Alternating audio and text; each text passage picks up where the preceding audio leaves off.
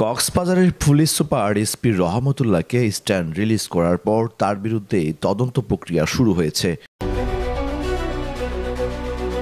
৩.৫ লাখ ইয়াবা বিক্রির অভিযোগে দৈনিক যুগান্তরে একটি বিশেষ অনুসন্ধানী প্রতিবেদন প্রকাশ করেন সাংবাদিক জসিম উদ্দিন। তারপরেই দেশজুড়ে আলোচনা শুরু হয়। এর পরিপ্রেক্ষিতে পুলিশ সদর দপ্তর তাকে প্রত্যাহারের সিদ্ধান্ত নেয়।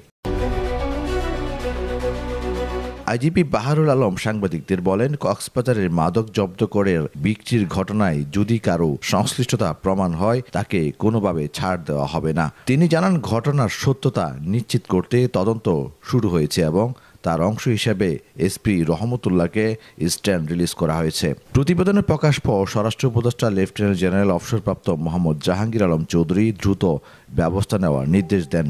তিনি বলেন, আজকে পুলিশের এই সংক্রান্ত সংবাদটি দেখে আমি সঙ্গে সঙ্গে তদন্ত করে জড়িতদের বিরুদ্ধে ব্যবস্থা নেওয়ার নির্দেশ দিয়েছি।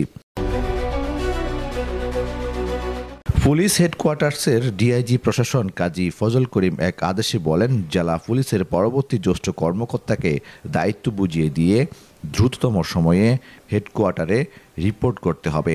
একদিকে পুলিশের একটি অভ্যন্তরীণ সূত্র জানিয়েছে, ইয়াবা বিক্রির ঘটনায় কক্সবাজার জেলা পুলিশের অন্যান্য কর্মকর্তাদের সম্পৃক্ততা রয়েছে কিনা তাও তদন্তের আওতায় আনা হচ্ছে। তবে এসপি রহমতুল্লাহকে প্রত্যাহার করা হলেও ঘটনার আড়ালে রয়ে গেছে চকরিয়া থানার ওসি মঞ্জুরুল কাদের ভূঁইয়া ও ডিবিওসি জাহাঙ্গীর আলম।